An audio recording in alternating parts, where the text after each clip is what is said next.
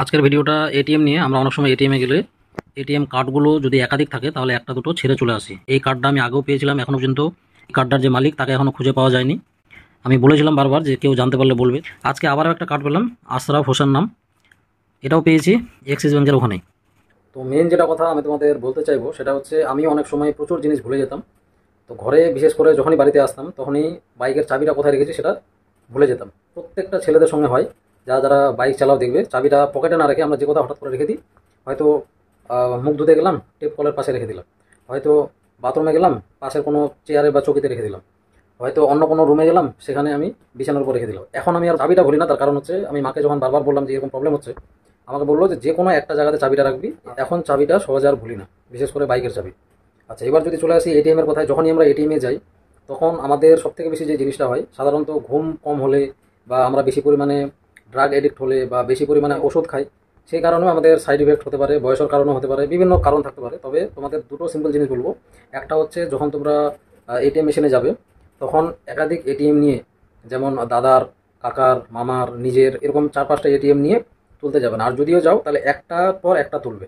একটা হয়ে গেল, সঙ্গে সঙ্গে মানি ব্যাগে রেখে দিলাম, তারপর দ্বিতীয়টা বের করলাম। একসঙ্গে 4টা হাতে আছে, একটা কাজ হয়ে গেল, সঙ্গে সঙ্গে ওই এটিএমটা আমি উপরে রেখে দিই। অনেকে কী করে, পার্সও রেখে দেয় ভুল করে, যে না একটা হচ্ছে ঠিক আছে, এটা ভারী লাগছে, আমি উপরে রেখে দিলাম।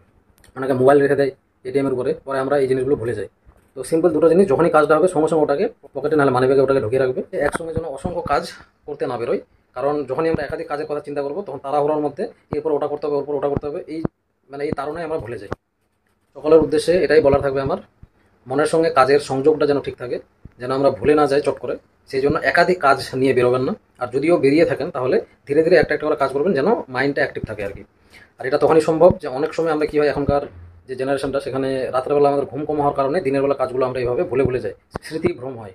তাহলে এই জিনিসগুলো একটু খেয়াল রাখতে হবে। সিম্পল দুটো টিপস, যে কখনোই জিনিসটা আমি হাতছাড়া করবো না। কীরকম, মানি ব্যাগ আছে, পার্স আছে, এটিএম আছে, চাবি আছে, সেগুলো আমি কোথাও রেখে দিব না। এই অভ্যাসটা করতে হবে না। এটা আমার আগে খুব ছিল। চায়ের দোকানে চা খেতে যেতাম, হয়তো পাশে আমি চাবিটা রেখে দিলাম, তো চাবিটা ওখানেই থেকে গেল। পার্সে টাকা দিতে গেলাম, পার্সটা পাশে রেখে দিলাম, টাকাটা দিয়ে তারপর পার্সটা তুলতে ভুলে গেলাম। এই জিনিসগুলো সচরাচর লক্ষ্য করা যায়। এখন আমি করে গিয়ে যে কখনোই হাতছাড়া করি না। যখনই আমি মানি ব্যাগ থেকে টাকা বের করলাম, সঙ্গে সঙ্গে মানি ব্যাগটা আমি পকেটে রেখে দেবো। চাবি বের করলাম, চাবিটার কাজ হয়ে গেল, বাইক চালিয়ে নিয়ে গেলাম এক জায়গায়, সঙ্গে সঙ্গে আবার লক করে দিয়ে সঙ্গে সঙ্গে পকেটে ঢুকিয়ে রাখি। মানে পকেট থেকে অন্য কোথাও আমি রাখবো না। এই জিনিসটা যখনই তোমরা শিখে যাবে, তোমাদের আর জিনিস সহজে হারাবে না। আর এটিএম এর ওখানে আমি প্রচুর জনকে দেখেছি একসঙ্গে 2-3টা কার্ড নিয়ে যায়, একটা কার্ড উপরে রেখে দিল, একটা হয়ে গেল, আবার একটা উপরে রেখে দিল, আবার একটা পকেটে রাখলো, এরকম করে একটা দুটো ছাড়া পড়ে যায়। তো যখনই ইউজ করবে, ইউজ করা হয়ে গেল, সঙ্গে সঙ্গে ওটা হয় পকেটে নাহলে মানি ব্যাগে, মানে যেটা যেখানে থাকে সেখানে রাখতে হবে। তাহলে তোমরা আশা করি ভুলবে না। এই জিনিসটা যদি খালি ফলো করো। আর বাড়িতে আমরা অনেক সময় চাবি ভুলে যাই বাইকের, এখানে রাখলাম না ওখানে রাখলাম। তো একটা জায়গায় ফিক্সড রাখবে যে ওখানেই আমি চাবিটা রাখবো। সেটা হতে পারে কোনো ড্রয়ারে, সেটা হতে পারে ড্রয়ারে থাকলে বাচ্চারা ওখান থেকে টেনে নিয়ে খেলতে পারে। তো চেষ্টা করবে কোনো উঁচু কোনো জায়গায় রাখার। আর যখনই আসবে তখনই চাবিটা ওখানে রাখবে, আবার কোথাও যেতে হলে সেখান থেকে নিয়ে তারপরে যাবে। তো এই দুটো জিনিস করার ফলে এখন আমি অনেকটা কম, মানে ধরতে পারো 80% আর ভুলি না।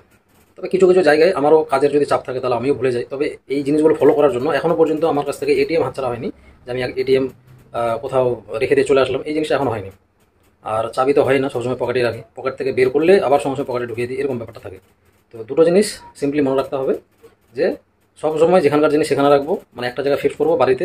আর এটিএম কোথাও বা মানি ব্যাগ কোথাও নিয়ে গেলে সেটা সঙ্গে সঙ্গে কাজ হয়ে যাওয়ার পরে ওই কোনো চেয়ার, টেবিল, বেঞ্চের পাশে না রেখে সঙ্গে সঙ্গে পকেটে ঢুকিয়ে নিতে হবে। অন্য কারো পকেটে না, নিজের পকেটে রাখতে হবে। যে অন্যকে বলে দিয়ে আমাকে আমি রাখি, বা আমার ব্যাগে রেখে দিলাম, তখন ওর কাছে ওর সঙ্গে আবার চলে যাবে। এই ভুলটা না করে নিজের কাছে রাখবে। যতই তোমার অসুবিধা হোক, অনেকে হয় কিনা বসতে অসুবিধা হচ্ছে, পার্সটা খুলে পাশে রেখে দিলাম। এটা অনেকবার দেখেছি আমি। এই যে বিভিন্ন দোকানে অনেকে চা বিস্কিট খেতে যায়, তরকারি রুটি খেতে যায়, সেখানে ভুল করে পার্সটা এক জায়গায় রেখে দেয়, এবং যখন উঠে চলে আসে গল্পের তালে পার্সটা থেকে যায়। এরকম হয়তো অনেকের পার্সও হারিয়েছে। আর এই অভিজ্ঞতাগুলো আমারও হতো না, কারণ আমি প্রচুরবার ছাতা যে কতগুলো হারিয়েছি আমারও ঠিক মনে নেই। ভুলে যেখানে সেখানে মোবাইল রেখে দেওয়া, এখন ওই জিনিসগুলো হয় না। তার কারণ হচ্ছে আমি সঙ্গে সঙ্গে বের করলে কাজ হয়ে গেল, সঙ্গে সঙ্গে পকেটে রেখে দিই। তবে 2-1বার হয়েছে, কোথাও কোথাও হয়তো বসতে অসুবিধা হচ্ছে, পার্সটা রেখে দিলাম অন্য কোথাও। ওই জন্য পার্সটা আর আমি আর পিছনে রাখি না, সামনের পকেটেই রাখি। এক পকেটে মোবাইল, এক পকেটে পার্স। যতই আমার অসুবিধা ফিল হোক, তবু আমি পার্সটা বা মোবাইলটা মানে বের করে নিয়ে সামনে কোথাও রেখে দিই না, সে চেয়ার, টেবিল বা বেঞ্চে কোথাও রেখে দিই না।